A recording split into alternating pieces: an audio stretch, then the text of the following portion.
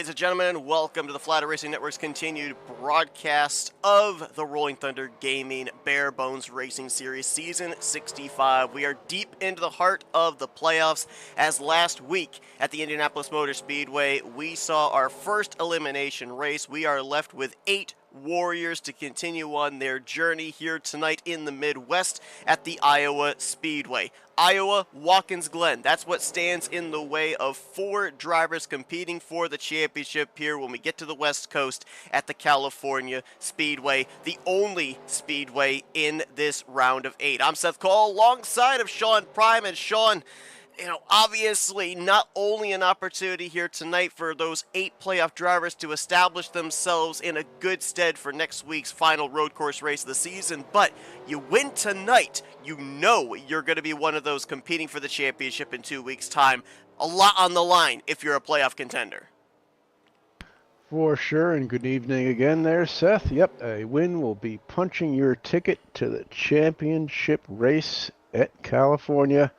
Got to get through Iowa first, though, and this one is going to post and present these guys with some significant challenges on the track and strategy-wise. All these things come into play when we get racing at Iowa. As mentioned, this is the only speedway in this round, so if you're a driver that, obviously everybody's turned laps at Watkins Glen, but there are some drivers that are a lot more comfortable at the ovals than they are at the ups and downs, lefts and rights of a road course. So if you're a driver that maybe doesn't feel all that comfortable with a road course being an elimination race, how much more pressure are you putting on yourself here tonight? Oh, a ton. They see, these guys sell themselves short on their road coursing abilities. They do find this. We saw how well they did over at Infineon. I expect the same thing to come from Watkins Glen, but yeah, for sure, there's a lot of pressure because Ed is a wild card race, and it does favor, the guys that love turning right and left. So getting anything you can here tonight at Iowa, but you got to get there to the end to get anything. So I think survival should be the early order of the day. These drivers are going to have to race each other, but also going to have to race the racetrack. You talked about before we came on the air, this is a racetrack that is very abrasive on those Goodyears, and it's 3 times wear here this evening, so going to be a lot of having to pace oneself here tonight, it seems, especially if you're going to have a good car on the long run. For sure, because tonight you can run this race multiple ways. Fuel will get you there in about 36 laps is what I've calculated, and then again you have a lot of off throttle time at a track like Iowa, so depending on how hard you're running, where you are in a draft or a group, that 36 number can flex a little bit significantly, and we can get ourselves a full-fledged fuel mileage race. Not that that's what I'm predicting tonight, but Iowa has been known to present those. But tires are the other question, Seth. Tires, if you run hard, you're not going to make it to the fuel. They're going to wear out. You're going to kill that right front tire. So if you're planning on making the full fuel run, you have to manage those tires. You can race, but you have to be conscious of it, because otherwise you're just simply not going to make it. Well, the 8 drivers that advanced into this round had to make their way through the Monster Mile at Dover, as well as last week's historic Yard of Bricks in Indianapolis. Had some different paths in order to be able to get into this next round, and Sean's got our recap for what went down last week at Indy. Sure do. At the big track over to Indianapolis, we saw a lot of our top 8 drivers, with the exception of Grant Wesley, our winner, have all sorts of trouble. I mean, we've got guys here in the top 8 tonight. Jeff Supta finished 7th. He was the highest finisher of our 8 remaining drivers in that race tonight. Jeremy Jeffries finished 12th, Nick Gunther 13th, Josh Metallic 15th, and Brian Schilling back in 16th. But they're all here tonight. That's not what they want to repeat. We saw a great race. We saw 6 cautions along the way. Fastest laps of the night was posted by Christian Torres. Jeremy Jeffries, runner-up there, had 14 lead changes amongst 10 different drivers, with Jeff Supta taking the title of most laps led with 18, followed by Josh Metallic with 11th. John Godfrey, again, highest climber, started 29th, finished 9th for a gain of 20. And our hard luck driver last week was Jim Glaude, and started 7th, finished 26th, a 19 point to the negative. That'll about close the book on Indy, as we're getting about ready to grid this field up for some tough, hard-nosed Iowa racing. Absolutely, and coming into tonight, one of the drivers, he said, probably, at least statistically here in the last few times we've come to this racetrack, that we're going to be keeping an eye on this evening. Jeff Supta, he's got some pretty good numbers at this racetrack. He's got good starting track position tonight as well on the outside of the front row. I think you said that he started on the front row now for the last 5 or 6 races. I know this because usually I'm looking outside him on the front row. 3 of these races here I have. It's Jeff's on the pole every time, but I've been fortunate to sit alongside him a few times tonight. Looks like Jeremy is dethroned Jeff tonight. We'll see when we grid up the field. But yeah, Jeff Supta, 3 wins in the last 5 races that I have here at Iowa. Looks like we've got 4 of our 8 playoff contenders are going to start up on the first 2 rows. And it looks like 6 of them going to be inside of the top 7. So a lot of the playoff drivers really feeling track position going to be important here tonight, and subsequently putting down some banger qualifying laps. Now, you mentioned about Jeremy Jeffries. He found 100th on Jeff Supta. Supta with a 23.642, Jeremy with a 6.32 to capture this pole position. And obviously, again, as mentioned, for any of these 8 playoff drivers, you win here tonight, you're going to California to the Auto Club Speedway. You are competing for the championship regardless of what goes down next week at Watkins Glen. We're waiting for the command to fire the engine, so we'll just take the opportunity here. It's not exactly a very big racetrack, so the pace lap won't take very long. We'll take you through the lineup here with Jeffries and Supta your front row. Josh Metallic and Nick Gunther, playoff contenders, will make up the second row with Jim Glaude and Grant Wesley, last week's winner. Lining up in row 3, Brian Schilling, a former winner at this racetrack, joins Dave Melson back in row 4. In row 4, Ulysses Sandoval and Doug Cady, they're going to complete the top 10. Playoff contender Ron Hagelin back with Rodney Sullins, row 6. Row 7 finds Frank Rivard, another playoff driver, and Colin Flick. Denny Carroll, Dennis McCarthy in row 8. Row 9 with Terry Bombard and Richard Martin. Your top 20 being completed by Randy Waugh and Glenn Harris. Bobby Farrell was the last driver to take time. He'll roll off 21st. He'll have Cy Jones in row 11 with him. And then Dave Robbins, Billy Ellis are going to make up the 24-car field here tonight. 100 laps, and those valuable stage points getting paid out at halfway, completion of lap 50. Will somebody punch a ticket to California from this race tonight? One of our top 8 could do that as the green flag is in hand, and here we go.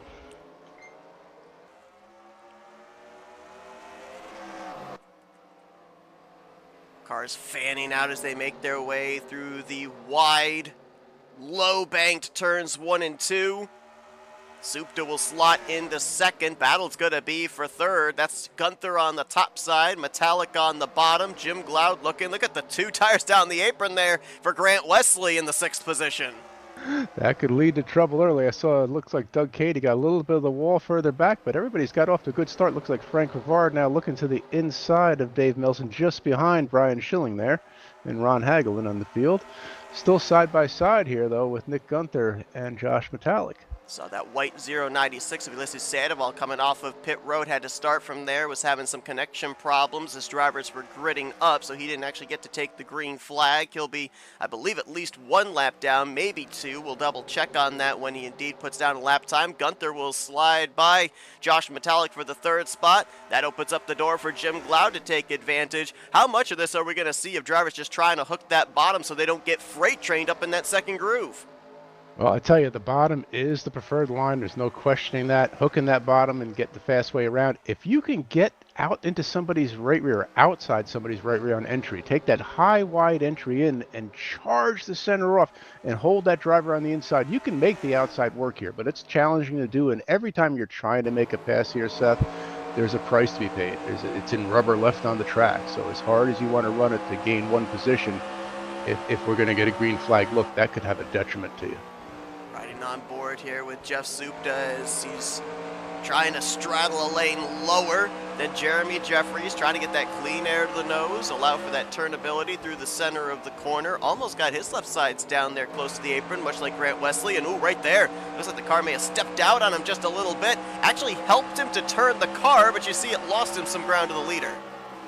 Definitely can. You get right down there on the bottom, there is a little bit of a transition, but sometimes it can unload the car just enough to help you make that turn. And Jeremy's hoping to get away here. We talked about Jeff Supta winning 3 of the last 5 races here. Brian Schilling was the winner of one of those other 2 races, along with Chris Emery, the winner of the 5th. Jeremy hasn't had too much luck here lately. as he's about to get passed for the lead by Jeff Supta, going into one. It's the first lead change of the night here on lap number 7. Supta, who you mentioned, led the most laps last week at Indianapolis, wasn't able to come away with the trophy. Supta coming into this season, I mean, he's been very consistent. He's found victory lane, surprisingly, only one time, though. He's had some good starting track position, seems every single week, outside of, I think he ended up having a bit of an issue on his qualifying lap back at Watkins Glen, but we saw him battle back for a top 5 there.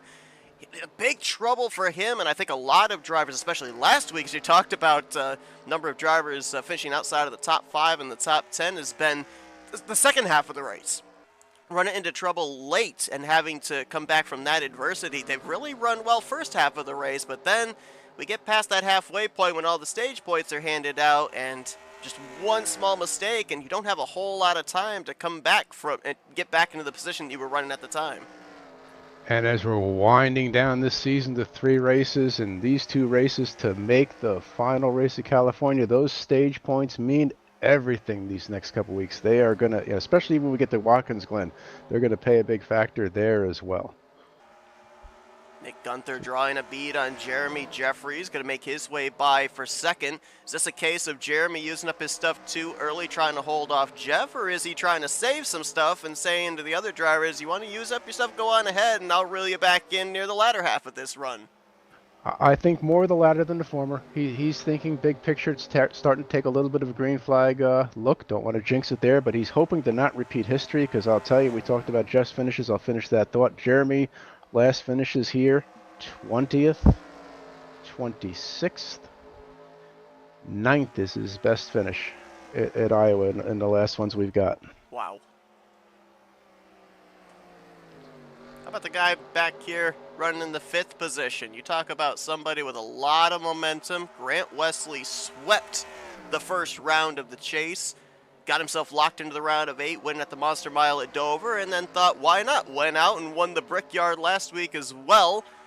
Now looking for 3 wins in a row and an automatic ticket into the Final 4. What's that got to be in terms of like the confidence feeling if you've been able to go 2 for 2 here in the first couple of playoff races at some pretty tough racetracks? Yeah, and Grant is no stranger here to, as a matter of fact, he finished second last time we raced here last season.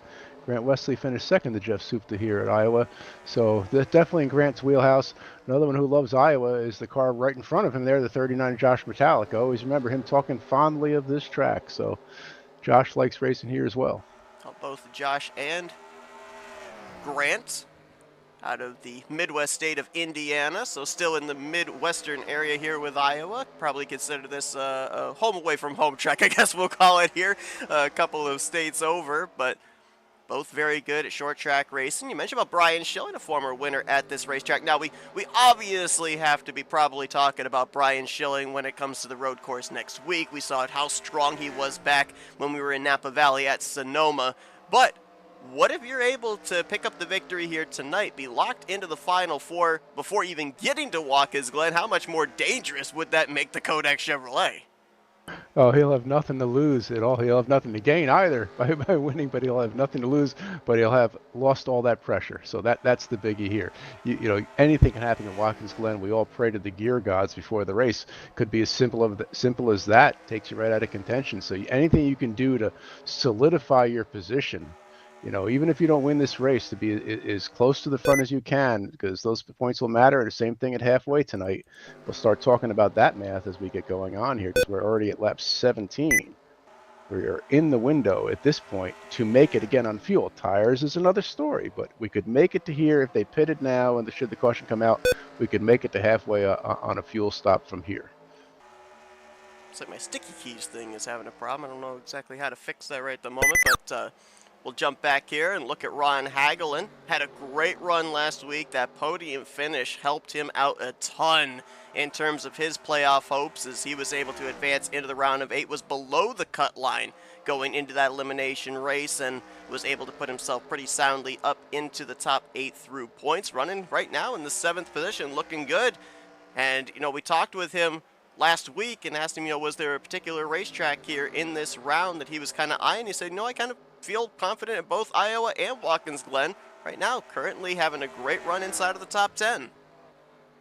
For sure, yeah. I talked to Jeff Soup before the race, and he was definitely focusing on this race, this track, and I know Jeff is really good at Watkins Glen. So these two guys are liking the schedule right now. So double checking here, it looks like there was one driver that was on the grid that actually did not take the green flag. I believe that might have been the 26 of Billy Elliser. We mentioned about Ulysses Sandoval missing the start. Currently officially one lap down is the 096 in the 23rd spot. But so far, we've remained clean and green. And what was that you mentioned? It was, what, 36 laps on fuel? So we're more than halfway through that run when drivers are going to start thinking about coming to pit road. I'm looking at this racetrack, and I'm seeing this somewhat banking here through the corner and then a flat apron. How tough is it going to be for these drivers as they have to prepare themselves for that commitment line? Very tough. I mean, we're halfway through here now. Everybody's thinking about their tires at this point. We see a lot of single file action. If we go towards lap 36, I'd be surprised to see people go past lap 33, 34, even those last two laps. Just because doing the math, 100 laps divided by 3, you don't want to spend any extra lap out there that you don't. But we have seen people play the short strategy. Tough to do here where this way the field is looking right now, but pitting when those tires are really wearing, and then you can come out and gain a second a lap on the field easy. And how about this as well? Iowa, shorter in distance. And we're going to start to have some traffic even for the race leader to have to contend with. That is Cy Jones and Bobby Farrell. Dennis McCarthy not that far ahead. Some drivers that the leaders are going to have to deal with. You see Nick Gunther starting to close up the gap here on Jeff Supta, who does not have that clean air anymore. You'll start seeing the lap cars impact that, sometimes getting into a little bit of a pick play, and you'll start to see some comers and goers now. I see Brian Schilling is slowly starting to inch himself forward up to 5th position now. Just got by Grant Wesley, to your point. Also looking here, obviously... Oh, trouble going in, it looks like into turn 3. Looks like the 111 was backwards into the wall. May have been in turn 1 there, I'm sorry. Caution is out. That's one of our playoff drivers in Ron Hagelin. There he is down in the apron, making his way onto the back straightaway. Was running at the time in the 7th position. He was battling with Dave Melson, so I wonder if there might have been some contact between the two of them. We'll take a look and see. Yep, looks like those are definitely 2 vehicles involved, Seth.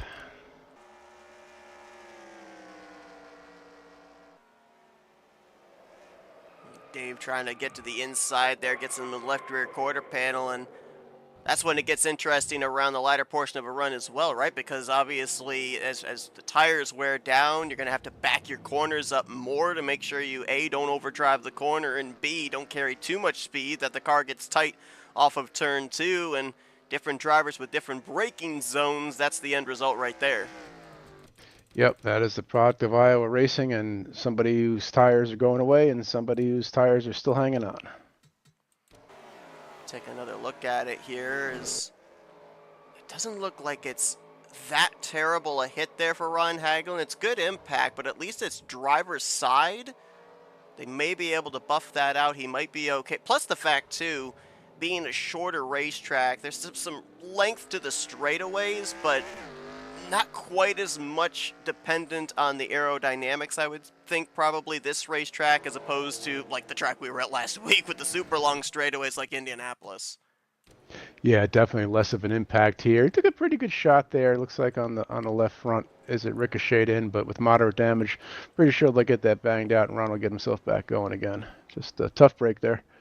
Everyone down pit road, and the 55 team get it done. They will actually get him out in front of Jeff Supta.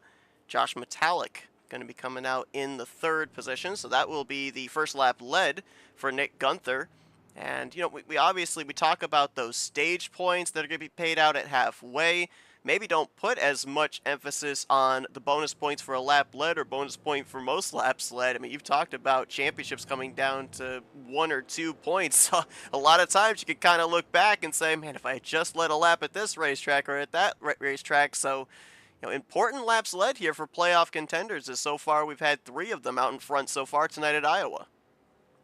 And it was oh so close coming off pit road between the 055 and the 11. Tough to pit here, especially for the drivers that are stuck, say, in the 5th, 6th, 4th, 5th, 6th, 7th positions up to about 11th, 12th, because they're on the curve, and that's always difficult, especially when everybody's pitting under caution together. It's like Jeremy Jeffries actually came off of pit road in 4th, and Grant Wesley in 5th. So our top 5 will be all comprised of playoff contenders. Timely caution there if your name was Cy Jones, because he had just gone a lap down, and Bobby Farrell managed to stay ahead of the race leader, which means Ulysses Sandoval also going to get the free pass. So that should put all 23 of our drivers on the lead lap here for the upcoming restart. All right, concur. Sure should get exciting. Lights are already out. We're getting ready to get back to racing here. So we'll have about 21 laps to go till halfway, which is about, a little more than the distance we ran. So tire wear, again, will be a factor if we go to the halfway point here. By the time we get there, they'll be wearing out pretty good. Curious to see if we see a little restart mayhem. We know that's a trouble at tracks like this in Dover. So see if they give it a couple laps to get this field going and getting stretched out like they did on the initial start. Does the timing of this yellow change anything in terms of like the pit strategy if we go green to the end? Because we were only, about 6-7 laps away from when they were going to have to come to pit road anyway? It's right about there. Boy, you'd really have to use the tires and the fuel to their maximum thing that if we should get that green flag look. And the green flag is out, so let's see. Gunther will lead them into turn 1. They'll be side by side for second place. Josh Metallic low, Supta high. Supta going to get a nice run there off the corner. Can he clear going into 3? Yes, he can. He'll move into P2. Battle's going to be for the 4th position. That's Grant Wesley to the inside of our pole sitter, Jeremy Jeffries. Looks like that outside line gets the run off of 4 there for Jeremy, so Grant will drop back to 5th. You want to make this track as wide as you can when you have the ability to do so. Tough to do on the restarts. Looks like Brian Schilling was a bit of a loser on that round of pit stops. I see quite a few cars. Rodney Sullins has moved his way up there. Frank Rivard are now ahead of Brian Schilling as we take the restart here and get sorted out. That was a tough call. I saw that. Making the track a little too wide, I guess, was Jeff Supta. It appeared that way. Doesn't look like there was any damage sustained there. It obviously lost in momentum. He's going to drop back at least to 4th, maybe 5th, as Grant Wesley now puts the pressure on him. If you're Jeff, you're just kind of looking for a spot in line now, maybe tuck in behind the 88 right in front of Rodney Sullins in that 6th position. You can try to hang here on the outside, but the key is you've got to be inside the other guy's right rear, at the critical point of the turn to not let him use the whole track in order to have the ability to hang around out there. Otherwise, it's just low line city. And I see Strout. Colin Flick in the 95 went around. Dennis McCarthy and Terry Bombard, I believe, also spun out. But second caution of the evening involving another playoff contender, a driver that was able to secure himself a spot into this next round, went into last week's Indy race as the cut line driver. And our challenger, point leader as well, Colin Flick. Let's take a look and see what happened to him. This was off the exit of turn 2.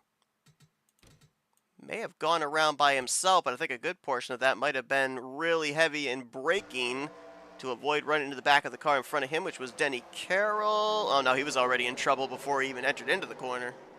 But you called that right. I think that was under getting out of the throttle and braking, and we see Terry Bombard spin down along the bottom there. That's just everybody checking up into the corner and getting out of the way. But yep, that started to come around just about where he was unloading out of the throttle in the turn, and it wasn't coming back after that. Car's already spinning at this point, and yes, Terry tries to get down to the bottom. Little clip from Ron Hagelin. There's Dennis McCarthy going around. That's that transition from the banking of the corner to the flat apron. But kind of much like Ron Hagelin, not a whole lot of contact there for Colin Flick. The big thing, obviously, even if you don't end up sustaining damage in a wreck here, is losing track position. We mentioned at the top of the night, this is a track where it's very difficult to pass because you're spending a lot more time racing the racetrack than you are in setting up and completing passes on people, especially the longer the run goes on. And that's what makes these restarts so chaotic, trying to get that track position early. It puts the 95 deep in the field now. He was 12th. He'll now be back outside of the top 15, maybe even the top 20. Yep, speaking of track position, tires, there's no limit on tires here. Had there been, this would pose an interesting challenge, but I'm pretty sure we saw just about everybody head down pit road this time. And we had some strategy, I think, as well on those pit stops. I think maybe most drivers might have gone with 2 tires. Some drivers elected to go with 4. You see Gunther, Wesley, Schilling, Carroll, Metallic, Jeffries up here, but I think Jeff Supta in the 11, who's going to restart in 7th, may have been the first driver to go with a 4-tire stop. Yep, mixed strategy. Looks like Gunther, Wesley, and Schilling stayed out. Metallic being the first one to go down pit road, followed by Jeffries, Supta, and Melson. Or Sullins, rather. We ran, I think, about, 2.5, 3 green flag laps there on that run. Is there anything in that for those drivers that came down and got the fresh tires? It's a tough call. Track position, you're 15 laps from halfway. I'm almost leaning like I'd be with Brian Grant and Nick here. It was only a couple laps, and I know tires matter. And with these caution laps, that long green run that may never happen as we get ready to go under green here again. We'll have to see right now what happens with the tires, but yeah, 3 laps could matter. Well, the points got reformatted after the conclusion of Indy last week. You got Jeremy Jeffries with a 6-point gap back to 4th in the standings. You've got Grant Wesley with 4 points, Nick Gunther with 2 points. There's a 3-way tie, actually, for that 4th in the standings cut line between Supta, Metallic, and Schilling. And then Colin Flick, Ron Hagelin are only 2 points back below said cut line. So to your point, going for these 10, 9, 8 stage points could be huge if you're any of these 3 drivers right here, taking advantage of that track position. We'll have to see if they pay the price for it, if this run goes long in terms of those fresher tires, maybe reeling them in, but at least for the moment, you can see they are scampering away. These are Q laps, I think, that these guys are running right now because they know that Josh Metallic and Jeff Supta are going to be able to pace themselves a little bit longer. Yep, Josh has already taken care of Brian Schilling. I like where Nick Gunther's at right now, but can Josh get there? Nick and Grant are trying to scamper away to your things, and it's going to equalize here pretty soon. Could be a good call right now for the halfway bonus points. Jim Glaude had a great run going last week at Indianapolis, qualified well, but had some late race issues. He's had some really good runs here this season, had that runner-up finish back at Pocono, and ran well at Dover, as I recall, and running solidly here, just outside the top 5, currently in the 6th position, rolled off the grid from 5th. Still looking for that first win on the season here. Maybe tonight will be the night, and think about that in the case we've been talking about, the playoff drivers running up here at the front. You win, you're into the Final Four, but if a non-playoff driver goes to victory lane here tonight, that golden ticket doesn't go to anybody. You have to rely on Watkins Glen next week to either win or point your way into the Final Four. Exactly, as Jeff Supta just had a moment going into turn 3 there and gathers it up nicely. He'll be on the inside, and he was one of the guys who got fresh tires. Grant took a little bit to look out the outside of Nick Gunther, and as we see, we've got trouble. And I was just going to mention, the tough call is going to be now, Seth, what if the caution came out again now that we're inside 10 to go, 8 to go now to halfway? Boy, what do you do? And it looks like we already know they're already going down pit road. It happened that fast.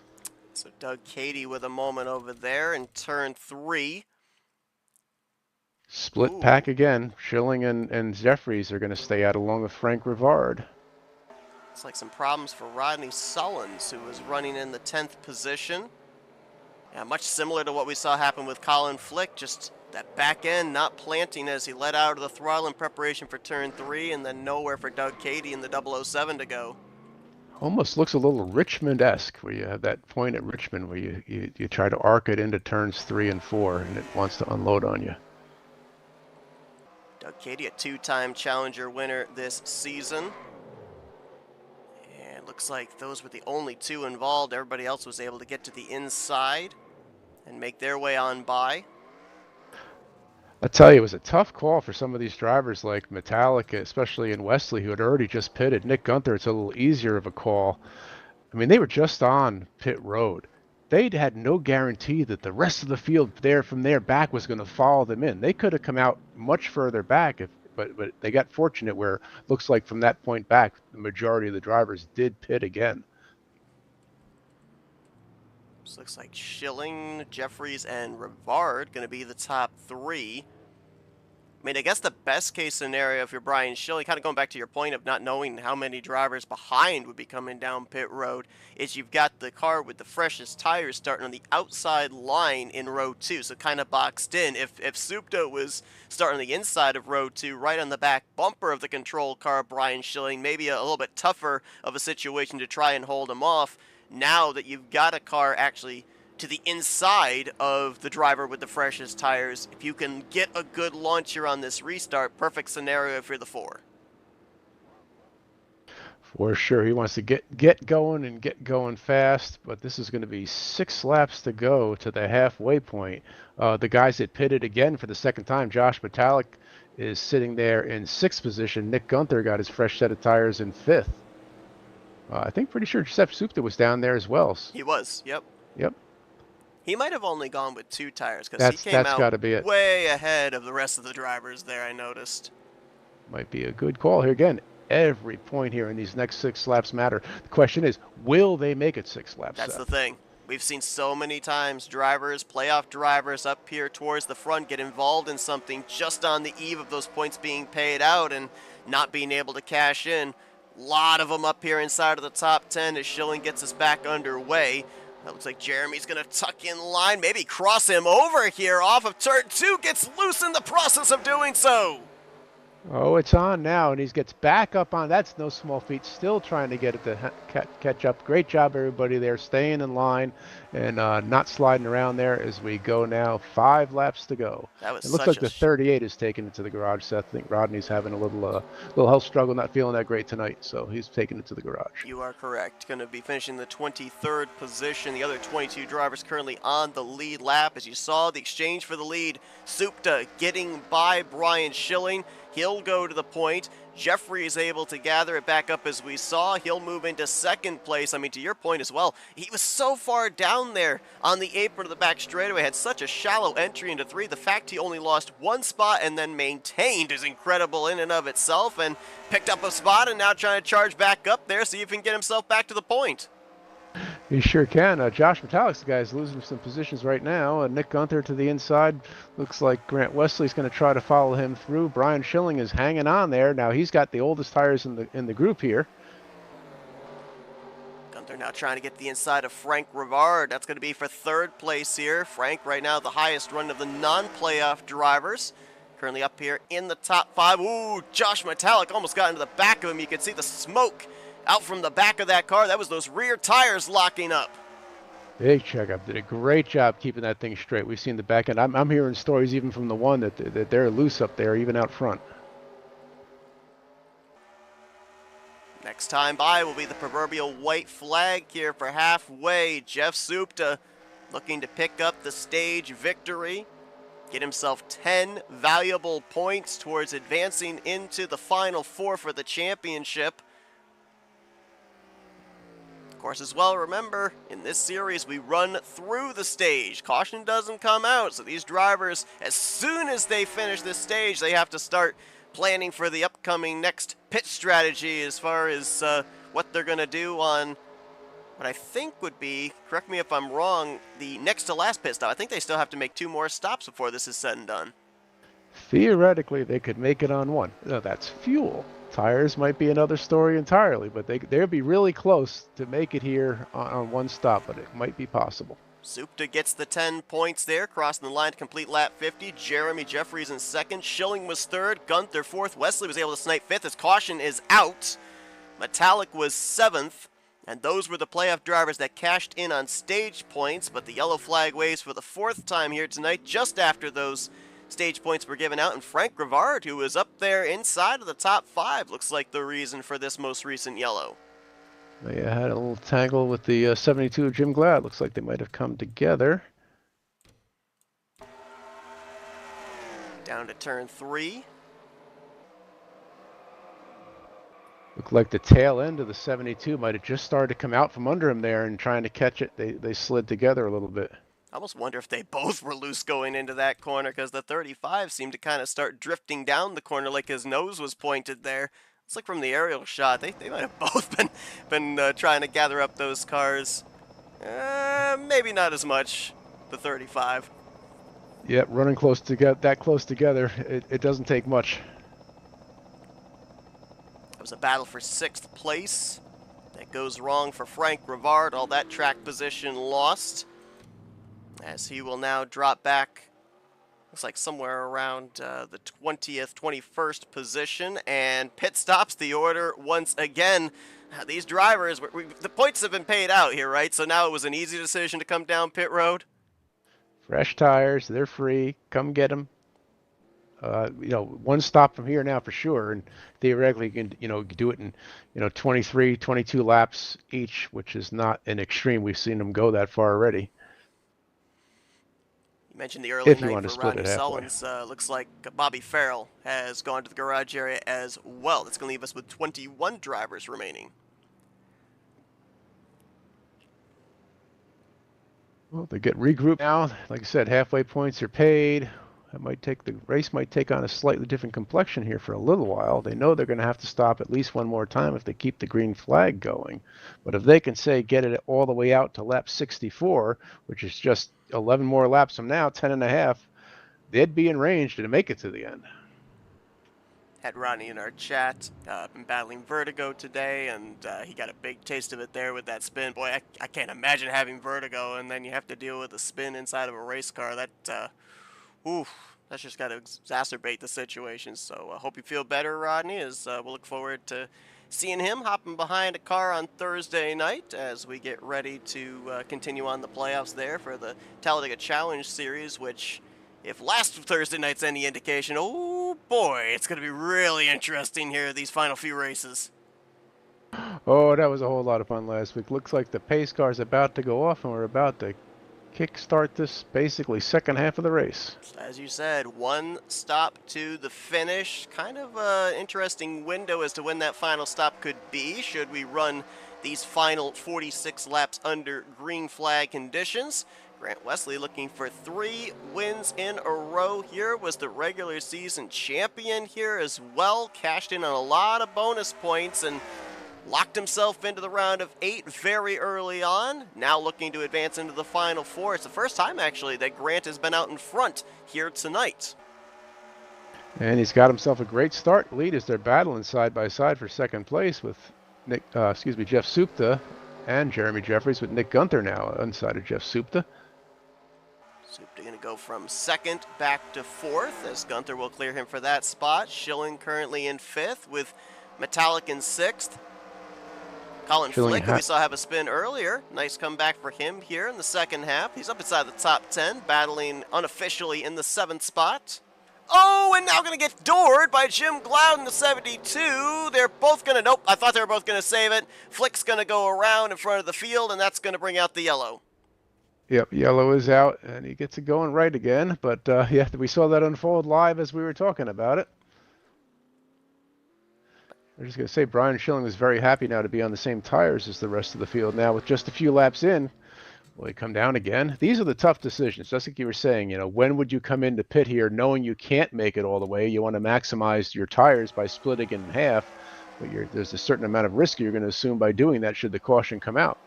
And yep, we just see, looks like Jim just went right up the track there. It got a little loose, and 95 was there. That was a close call for Terry Bombard. You see Cy Jones, he takes the high road around the spun-out playoff contender. And a tough night so far here for Colin Flick. Minimal contact in the 2 incidents he's been involved in, but incidents nonetheless that have lost him a ton of track position. And you talk about what do you do?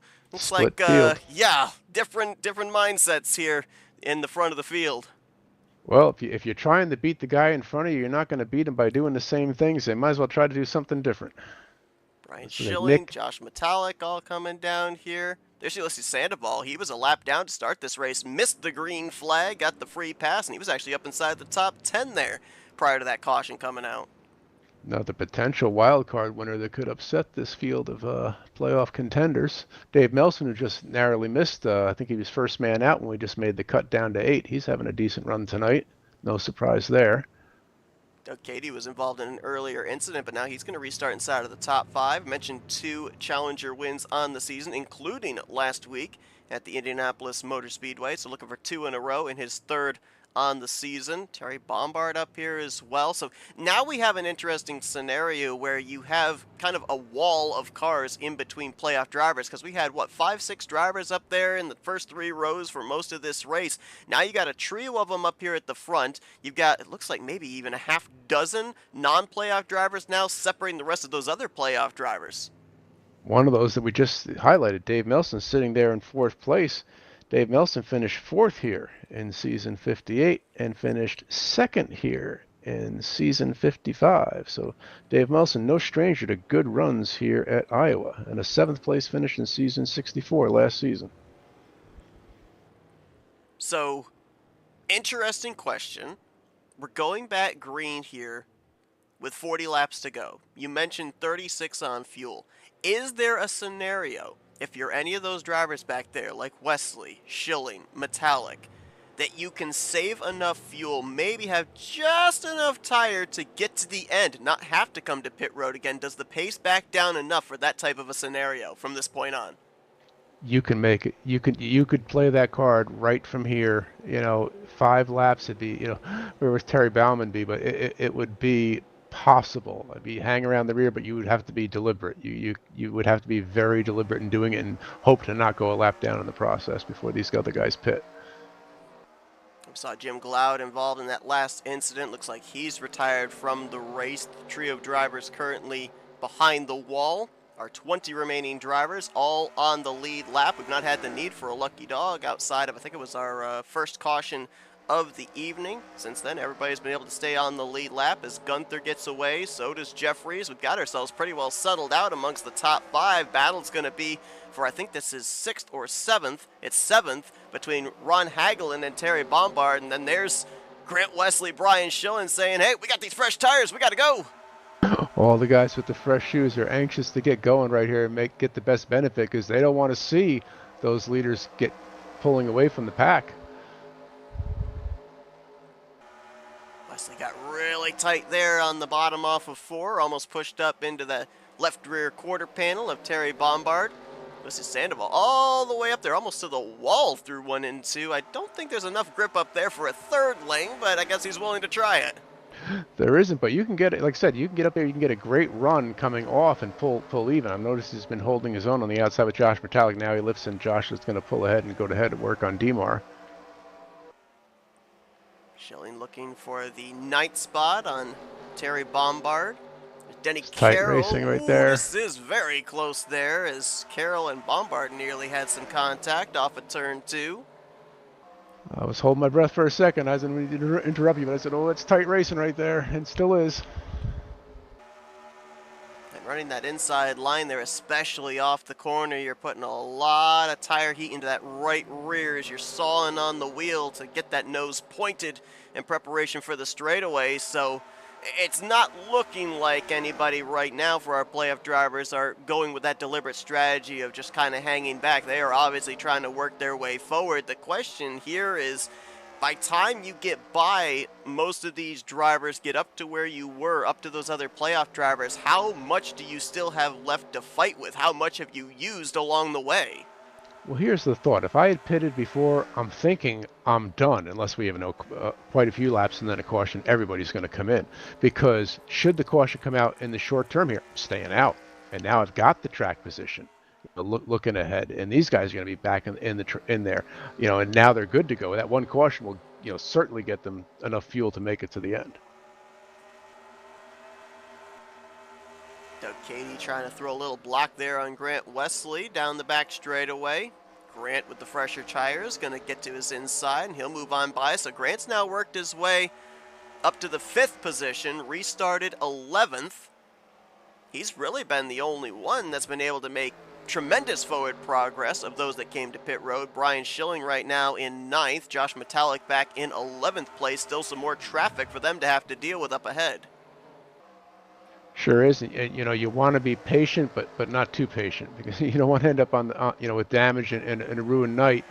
But you also need to get there. So it's a tough balance right now. It's some more close racing right here between Ron Hagelin, Frank Rivard, and Doug Cady.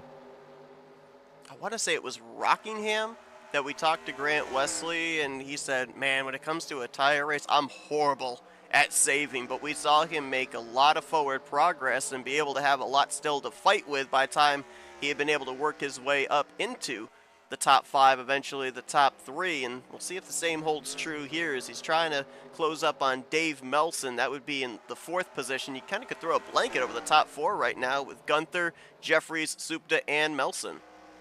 Yeah, a little bit of a gap back there to Grant Wesley in 5th, but he'll be looking to close that. Yeah, we saw Grant, you know, he tried to give credit to good fortune and stuff like that. And of course, you always have some good luck in racing, and he did it at Indy, but he was definitely managing his stuff very well at Indy, too. So, you know, Grant knows what he's got. It's Josh Metallic now to the inside of Denny Carroll, it looks like. Let's complete that pass here down the back straightaway and into 3, and we'll do so.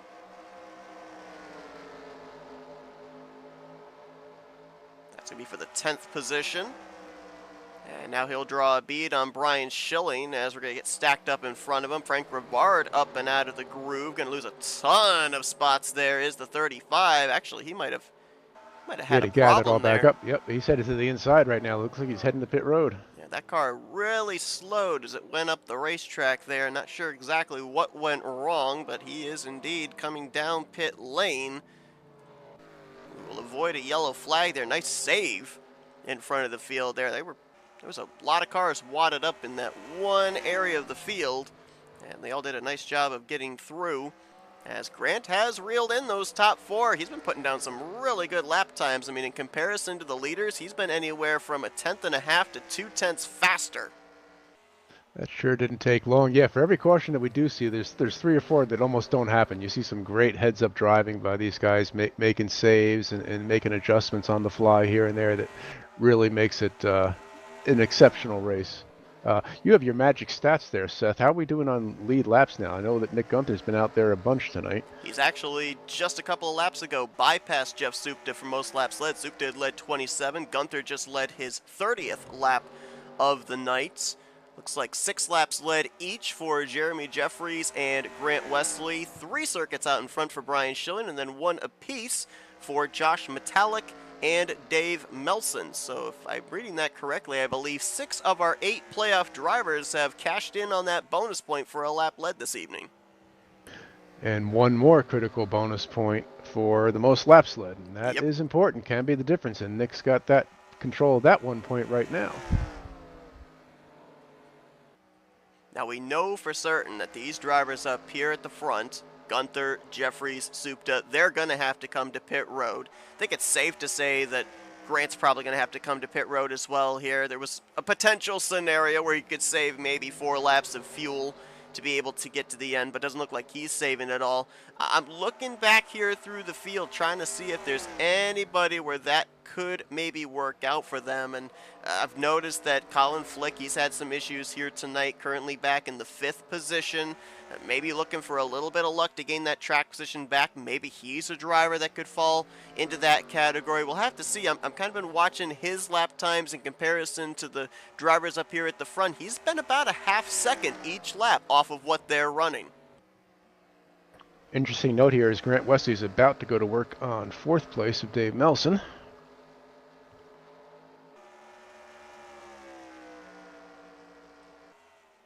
Going to have the inside advantage to the left rear quarter panel here through 1 and 2. Nice rotation through the center. Interesting, we documented him having his left sides down on the apron earlier on in this race. Just saw him get kind of close down there again. Is there a little bit of a hack maybe there where if you get your left sides down midway through this run, gets the car a little bit loose, has the back end step out, and it allows the car to turn maybe a little bit easier through the center? Well, there's almost a spot where if you pay attention, you can see the groove, the tire marks that are down there just south of the apron. Now we see action on pit road. Jeremy Jeffries is on pit road. Looks like Dave Melson's on pit road. So this will answer one of your questions at lap 80. Ooh, Jeremy getting it woe down there at the commitment line. I would say if there's some tracks that hot pitting is risky at, this would maybe be pretty close to the top of the list. You cannot afford a black flag for speeding here, because if you have to serve a pass-through, you're not just losing 1 lap, you're probably losing 2 or 3. For sure, it's really tough to get on that access out of turn 3 there and not come back onto the groove. Nick Gunther does a great job getting on there. So now we're splitting the field again. Jeff Supta has decided to stay out. Grant Wesley has decided to stay out. Will this call them all in? Doesn't look like it yet. Looking at Supta's lap times here, he's been running in 3rd place for most of this run, and that time by, he only ran about maybe 0.3 slower than the fastest lap he's put down tonight, which is the fastest lap overall at 23.646, equating to 133.140 miles per hour as he continues to show the way. Here comes Glenn Harris to pit road. He just got put a lap down moments ago. Actually, no, he's leaving pit road. My apologies. Nick Gunther also leaving pit road in the 055. Going to be keeping a very close eye on telemetry here in terms of if any driver gets nailed for speeding, specifically the playoff drivers, because yes, if you're good at Watkins Glen next week, you still have a chance, but the last thing you want to do is be going into elimination race in a deficit. For sure, yeah, I'm going to be missing Watkins Glen myself. But now we see this is Iowa racing, Seth. We see strategy playing out 2 distinct schools now. We saw the group that pitted already, Nick Gunther, Jeremy Jeffries. Then you see Brian Schilling, Josh Metallic, Jeff Supta, and Grant Wesley have stayed out. And we'll have to see how this is going to play out. They're pretty much, I think, going to now run it to the duration and hope for a caution. I don't know how this ends here. I don't see any way where they do make it on fuel. They'd have to back it down significantly. Or, you know, and get the caution and ride it out. That would be the thing to do. If they get the caution flag and they can make it to the end if we don't go green again. I think for Wesley, Metallic, and Schilling, they can go maybe till about lap 95. Supta, I was going to say, he can't go that far, and he's coming to pit road right here. Yep. Coming to 14 laps to go. Long way around that entrance apron. It is grueling. And 45 miles per hour down pit road. We saw Doug Cady, Ron Hagelin, another playoff driver on pit road. So we have 3 left, plus Ulysses Sandoval. He's been out there as well, I think. He's coming in this time, is Ulysses.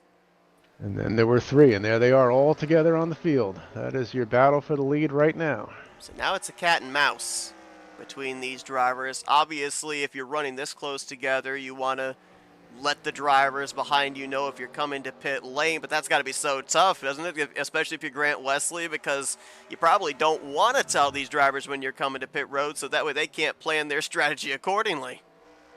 Exactly. And they're thinking and second-guessing themselves and trying to look for the caution and listening. It's all going on right now as we're coming to 12 laps to go. Keep an eye back portion of the screen, that bright yellow 055 of Nick Gunther. Now he's on fresh tires, he is a lap down. His goal right now, get ahead of these guys in case the caution comes out. That way he doesn't have to rely on the free pass. He can then, when these drivers, if they came to pit road under a yellow flag, he could stay out and gain positions on them. So he's trying to get that lap back the hard way here. Another driver that wouldn't mind that would be Jeff Supta, because that would put him in the free pass position, as he's right now the 2nd driver 1 lap down.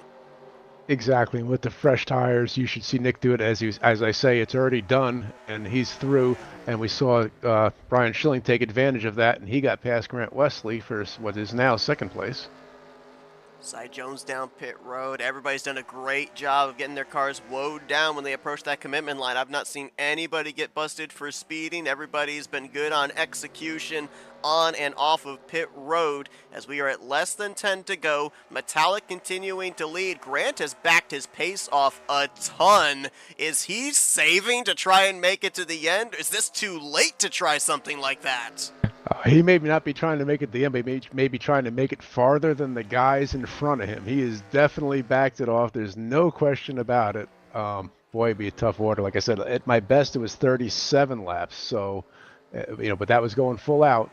But it didn't look like they were doing much saving at all before, as we're now down to 9 laps to go. Metallic with 2 car lengths over Brian Schilling. Believe we are about 2.5 laps away projected from when these drivers will have to come to pit road depending on how much they were able to save on that run. Remember, too, we talked about Grant working his way up through the field very quickly, and we didn't really see the quick progression of Metallic and Schilling. Almost makes me wonder if maybe they were saving at that point in time, not really forcing the issue with other drivers in front of them as they had the tire advantage on. So maybe that's why we're seeing them stay out as long as they are now. And they may be begging for a caution, and they may get one. I'm looking back through the field, Seth, and there's all sorts of close racing going on, in the teens and stuff like that, they've come close to wrecking a few times. So that caution could still come out. Now, bear in mind, we've seen a couple of incidents here tonight with drivers making contact in the entry to the corner, and that's when they were on equal footing with tires. When you've got drivers with different laps on their Goodyears, that makes things very interesting in who's able to drive it deeper into an approaching corner and who isn't. So to your point, there could be that yellow flag that these drivers are hoping for. Metallic's going to have to throw up the white flag of surrender of the race lead, though. He's coming to pit lane, so now we await to see the fate of Brian Schilling and Grant Wesley. I'm going to guess Brian will be the next one to fall by the wayside. If Josh ran out there, Brian can't be too far behind. Comes Supta trying to catch up here to Brian Schilling, get his lap back. Supta is cycled up to 6th, Gunther into the 5th position. Gunther would be in the catbird seat if Schilling or Wesley cannot make it. He is the highest running driver right now that has come to pit road. 4 laps to go. We've talked about Brian Schilling at super speedways, one of the best in the business when it comes to fuel saving. Can that translate here tonight to a short track? Oh, he is definitely one of the absolute best. I was astonished to see him not get it last Thursday, but he's in range now as we're coming to 3 to go.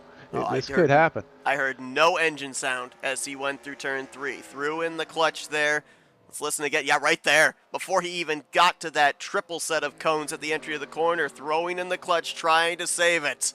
Caution now wins it for him because there'll be no restart. So he's just praying for a yellow flag or enough fuel. One of those two. Grant Wesley's 4.5 seconds back, so he's in major save mode here. He's hoping that Schilling is going to run out.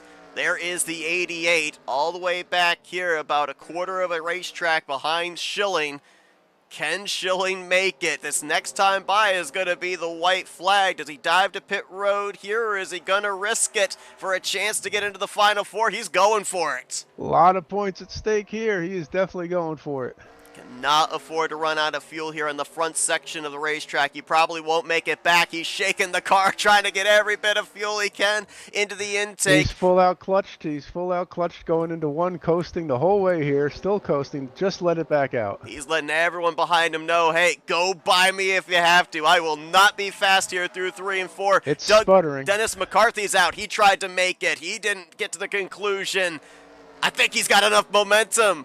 Brian Schilling, a fuel strategy playoff race, is going to get him into the Final Four as he wins tonight at Iowa. His 2nd victory in the last 5 races. Let's see if Grant's going to be able to get to the line. We're still awaiting that Quaker State Chevrolet. Ooh, he may have actually been sniped for 2nd. I think Gunther might have gotten him. I think Supta might have gotten him. Where is the 88? He just crossed. He just crossed the line. He was out. He's just rolling. 5th position is what he's going to get. Great job by Nick Gunther and Jeff Supta and Jeremy Jeffries getting around there and picking up those valuable positions. I'll tell you that what a great finish, great strategy. That's Iowa racing, great heads-up racing throughout the field. Beautiful job tonight.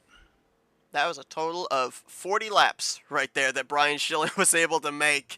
That is amazing. Not only had the tires to get there, but the fuel, and yeah, I don't think we're getting any burnouts. I don't think there's anything left in the tank there. Yeah, Ulysses gonna do the burnouts for him. Yep, it's all done. Taking it to the garage.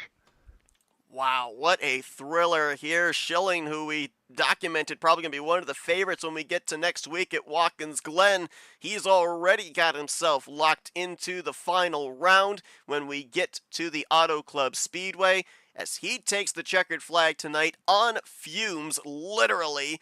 Gunther was able to get 2nd, Supta in 3rd, Jeremy Jeffries in 4th. It was 0.4 of a second. He was able to snipe Grant Wesley for that spot inside the top 5. Grant will still bring it home in the 5th position. And Dave Melson, the last driver to finish on the lead lap. Josh Metallic will finish in 7th place. So that is 6 of our 8 playoff contenders that finish inside the top 7. You thought the points were close here after the reformat. They're going to be probably just as close, if not closer, going into next week. For sure, and Brian Schillingham might be in a position to freeze them out, because there'll be another golden ticket available next week, and then there'll be 4 drivers on the outside looking in when the music stops. Excellent point. Going to put a lot more emphasis on points and, of course, those stage points that we talk about as well. Great run as well for some non-playoff drivers here tonight. Sandoval bringing it home in 8th. Dave Melson, as we mentioned, in 6th. Terry Bombard, good run this evening in 9th. And your top 10 completed with Denny Carroll. Colin Flick going to finish in 12th, Ron Hagelin in 15th. Neither of those drivers were able to cash in on stage points. They finished outside of the top 10. Is it borderline must win for those 2 drivers going into next week, or is there a scenario where we could see them maybe with a solid top 5, maybe even podium finish, be able to point their way into the Final Four? We'll have to see once the points are reset and retabulated with the stage points figured in, but could very well be it's going to be an uncomfortable situation. That we'll say that much. Absolutely. We saw 19 drivers reach the conclusion of this one. 4 drivers out of the race: Rivard, Gloud, Farrell, and Sullins. But wow, what a thriller here tonight. We saw Fuel Strategy last Thursday night during the playoffs for the Talladega Challenge Series. We see it here this evening in our first playoff race of the round of 8 here at Iowa. 2 entirely different racetracks, but man, thrilling Fuel Strategy finishes nonetheless. And let's see, as we head into our FRN post-race wind down, if we can dial up those 3 playoff drivers that brought it home on the podium here this evening. Let's kick things off with the driver that brings it home 3rd place, Jeff Supta. User was moved to Hey your Jeff, it's Sean and Seth up here in the FRN booth. You got us? Yes, I do. Crazy race here. We were trying to crunch the numbers up here. Who had to pit? Who could make it? Could anybody make it? You went with the strategy of staying out there during the course of that last run. Had to come to pit road. What more do you need there on pace to be able to maybe reel in the 4 there? We saw you be able to get yourself back on the lead lap. Did you need a caution maybe to come out, force those guys to pit lane? What was the scenario you needed to close out the deal tonight? Yeah, I ran that run late, hoping a caution would come out, and that way I would have just stayed out, with probably 10 laps to go or something. But I don't know. I don't know what I could have done different. There's no way I could have made it on fuel. My foot is way too heavy for that. You can't predict the race as much as you try to and diagnose it. Just where everything fell, it just set up against you. But you played great strategy regardless, and we all know that 3 wins in the last 5 races here, but still 3rd place going into Watkins Glen, Jeff. I know how good you are at Watkins Glen, sir. So look like you're sitting in pretty good shape. Yeah, I'm pleased. Plus, I don't know how much the stage points matter, but I don't think I've won a stage point a lap since we started this. So yeah, I got that today. So 3rd place, I'll take it. Well, not only that, we've got our point standings in here as well. Off of this race, you came into this one after the reformat in a 3-way tie for the transfer spot 4th in the standings, cashing in on some valuable stage points, bringing it home solidly here in the podium. Looks like you're going to be leading the points going into next week, 6 points in hand over that cut line. To kind of piggyback off what Sean said here, with having a track like Watkins Glen, we saw how good you were being able to work your way through the field at Sonoma, our last road course stop. What is the confidence level that you can advance your way into the Final Four at the conclusion of next week? Yeah, it makes me feel good where I am. So I'm just hoping to finish out the season strong. Well, another great run. Like I said, look forward to watching you get around Watkins Glen, sir. Should be a good time. Yeah, I'm looking forward to that one. Well, great start here to this round of 8 for Jeff Supta. Jeff, congratulations on the 3rd place run here tonight. We wish you luck when we get to upstate New York next week for some road course racing to cap off this 2nd round of the playoffs. Before we let you go, floor is yours for thank you, sponsors, and shoutouts. Thanks RTG, FRN, and all the drivers I race every week. I love it. I enjoy this very much. So, thank you. Jeff Supta, podium finish here tonight to kick off this second round of the playoffs. He'll take the points lead going into next week, looking to secure himself a spot into the final four at the Auto Club Speedway. Congratulations on the great run here tonight, and best of luck again next week. Thanks. Congrats, Brian and Nick, for your good finish, solid finish tonight. Not quite sure what strategy they had, but they got me. Jeff Supta, third place here this evening at Iowa. Let's see if we can now User was dial moved up out the of your driver that channel. brought it home in the second position. Let's dial Nick Gunther. User was moved Hey to Nick, your it's Sean channel. Seth up here in the FRM booth. You got us? Yeah, I got you loud and clear. Well, I mean, we had 40 laps to go there on that final run. We just talked moments ago with Jeff Supta, unable to predict how the end of the race was going to go, maybe banking on a caution. Looked like you were in that same boat. Did you think anybody was going to be able to make it on fuel, or that nobody No. was going to have a shot? Oh, no freaking shot. I tell you, Not even close. The fact that they tried it and somehow failed, I was like, okay, well, that's just fine by them. They're just going to ruin their races. But somehow someone made it work. there's not much you can do when that happens, but you did a great job there, Nick, of getting on pit road, getting off, and rocking him back to pick up the second place position. Plus, you were up there for stage points at halfway, so looks like you should find yourself in fairly decent position. Nobody's going to be comfortable except for Brian Schilling going into next week, but should find yourself in fairly decent position heading to Watkins Glen, sir. Yeah, I mean, I was expecting to sweep both the races here, honest to goodness. But I guess we'll come in second here, and maybe we'll see what happens at Watkins Glen. We were talking here tonight about tire wear, and obviously we saw some pretty long green flag runs. How much did that come into play with even maybe 3 or 4 lap difference in tires? Because we saw, especially just after the halfway point, we had a couple of cautions where some of the playoff drivers, some of the leaders would come down pit road, others would stay out. Was there anything in it in terms of just those minuscule laps in terms of grip in those good years, or was it really mostly all about track position?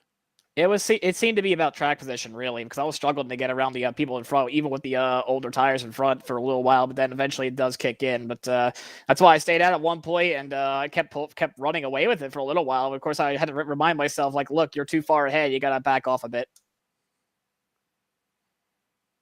Well, sometimes a good problem to have being too far ahead. But again, good race run. You can't predict how the race is going to go, but a good job there, Nick. Yeah, I just know how Christopher Bell feels now. Well, Nick, obviously, looking forward to seeing you make your first road course start of the season. We didn't get to see you at Sonoma, so we'll get to see you next week at Watkins Glen. Going into that race, it looks like as the cut line driver, a couple of points ahead as far as positions, only a couple of points behind, so it's going to be really, really close, but we wish you a lot of luck there when we get to our elimination race next week. Great run for you here tonight to kick off this round of 8, and before we let you go, we'll give you the opportunity for thank you sponsors and shoutouts. Wait, I'm a few points behind? No, you're currently the cut line driver. That's concerning. That should not be after finishing second, but all right. Oh, the points were close. See how it goes. The points were close coming in, and they were just as close leaving. Everything was super close as far as even the stage points. I'm showing Nick in third going into next week. Yeah, it just goes to show you it's better to be lucky than good, I suppose, for a track like tonight, I would say. Yeah, all right. I'll give out the normal stuff here. Of course, I got to thank folks at the Eastern Auto Parts Warehouse. So sorry for them not getting the win out there. I know I was driving my ass off out there. I had the perfect strategy in there for tonight. Didn't account for any fuel stuff with 3x wear on a 40 lap run. Did not think that was going to be possible there. Of course, I got to thank Square D, Schneider Electric, Square D. Of course, they've been on part of me for the longest period of time. Validity Digital. Of course, you guys over the Flatout Racing Network for providing all these fantastic broadcasts. Of course, got to thank the folks at Fortnite Squad Racing for providing a very fast Mazda as well. And we'll plan to burn the house down in Watkins Glen. A good start here to this round of 8. Second place for Nick Gunther, and he'll look to carry this momentum into next week, looking for a berth in the Final 4 in a couple weeks' time when we get to Auto Club. Congratulations on a great run here tonight at Iowa, Nick. Thanks. User disconnected from and your let's channel. see if we can dial up the driver in victory lane. I believe this is, let me just double check. Yep, second win on the season for Brian Schilling and an automatic trip into the Final Four with his victory tonight at Iowa. Let's see if we can get a hold of him. User was moved to your Hey, channel. Brian, it's Sean and Seth up here in the FRM booth. You got us? Yeah, what's going on? Sorry to interrupt you there mid-conversation, but man, I mean, I threw out the scenario to Sean. He gave the number of 36 laps on fuel. We went back green with 40 laps to go. I said to him, is there any scenario? Does the pace back down enough where somebody out there is willing to risk it to try and get to the checkered flag with what they've got in the tank? Somehow, some way, you were able to make it work. At what point, though, did you have to start saving to be able to make it that distance? I was saving early in the run. I had to basically, after I got out of the pack of traffic there I was in, once it got single file and stretched out, I just started saving like that entire run. Yeah, we knew it was going to take like exceptional saving to get you there. I tell you, we've had two crazy finishes this week in the last two races we've covered here. It's just a heck of a job. We never thought you could make it. Then it was like, could he? We saw Grant back off first, and yet he must not have been saving as much early because he didn't make it to the end. He actually coasted across the line where I was riding on your cockpit board and sounded like as you were clutching on the white flag lap and definitely on the checkered flag lap that you were sputtering. Oh, it ran out right at the start-finish line. You know, we talked about what you were able to do. The last road course that we were at in Sonoma dominated that race. We have a road course coming up here in this round at Watkins Glen. Obviously, we're expecting to see the same out of this 4-car next week that we saw on the West Coast. Did that maybe give you a little bit more incentive to play the strategy card here tonight, try and see if it worked out to pick up this victory and get that automatic lock into the Final Four? No, because you never want to put all your eggs in one basket. As much as I'm good at road courses, I knew I had nothing for Jeff. I had nothing for Nick. Grant, Jeremy, Josh, they're all quick. Unless I did something vastly different than those guys, I didn't have a chance.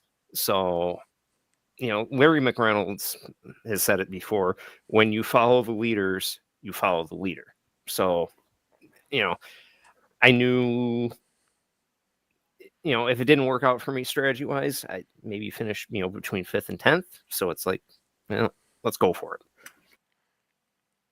Go for it, you did, and exciting you made it for us, and it sure worked out. You're locked in now to the final race in California. Again, of all the fun you want at Watkins Glen next week, it won't make a hill of beans difference for the final race, but you can sure enjoy it and play the role of spoiler because one of our drivers already announced he's going to win that race next week. Yeah, we'll see what happens. Like I said, I'm not going to, race crazy, but, I could spoil the show. Just pull Connor Zilich and just, win another race. Well, Brian, congratulations on a job well done here tonight. Congratulations on locking yourself into the Final Four. We now know you're going to be one of the competitors to fight for the championship when we get to the Auto Club Speedway in 2 weeks' time. We'll let you get back to your celebrating here with your second victory of the season tonight at Iowa. But before we do, floor is yours for Victory Lane. Thank you, sponsors, and shout-outs. All right. Thank you to Ulysses for pushing me to the start-finish line there after I was out of gas. One of these days, I'd like to do a burnout again. I guess I did it in Sonoma. So, thank you, Sean, David, all the admins, the hard work they put in week in and week out. Like I said, I know what they do every week, and all the little things that they do go just almost unnoticed. And, nothing would happen without these guys with what they do. Awesome broadcast. I'm going to look forward to going back and watching it. Thank you for the sponsors so this can happen. And as always, thank you for the drivers. Well, Brian Schilling, he's locked into the Final Four as he takes the checkered flag here tonight at the Iowa Speedway. As Sean said, you can go out and have some fun next week at Watkins Glen in preparation for that season finale. Congratulations on an incredible job of fuel saving here tonight at Iowa Speedway, Brian. Thank you. And thank you, Rodney, for an amazing car that you painted. Brian Schilling, your winner here this evening. User was One of moved our out of 8 your channel. playoff drivers that now knows that he will be competing for the title here in Season 65. And I love you mentioned this back around that halfway point, Sean, when we saw all the varying strategies of drivers coming to pit road. We just heard Brian Schilling pretty much parrot exactly what you said. If you run behind those guys, if you don't do something different, you're just going to finish behind them. Brian Schilling knew that on pace, he probably didn't have the race-winning race car, so he decided, let's do something a little bit outside of the box, catch them off guard. It paid off. I'll tell you, we've seen excellent strategies, excellent decision making, excellent racing, class all the way around tonight. Points are going to be really interesting going into next week. Looks like those running out of fuel there for Grant Wesley might have cost him a little bit. I'm showing him in 5th place now going into next week, and it's all tight. I mean, we're talking one, within 3-4 points there in the top 5. So, it cost him a couple of positions, but we'll have to see what happens next week at Watkins Glen. Yeah, that's the crazy thing, right? Because you kind of look, Gunther brings it home in the runner-up position. Supta brings it home in 3rd place. They are 3rd and 4th in points, but they are only currently 2 points to the good above Grant Wesley. And we know that obviously Supta's good. Nick's a very good road course racer. We saw Grant run well when we were at Sonoma. I mean, right now, Schilling's the only one safe. It could only 3 more can advance in, and you've got 4, 5, 6 drivers that easily have a shot at pointing their way in next week. Watkins Glen, I mentioned that usually Sonoma, Watkins Glen, regardless of how much experience you've got, everybody has turned laps at those particular racetracks, and maybe more so Watkins Glen than at Sonoma. So with that being said, how much more pressure? I know we talk about that this is a thing that everybody wants to get during the course of the season, especially during the playoffs. But I feel like stage points are going to be a huge thing, especially next week at a racetrack where you're not all clumped together. The field's going to get spread out. I'm literally waiting to press the button to say stage points, and you already said it, sir. You can win this race next week, and you'll advance, but you may not get the most points.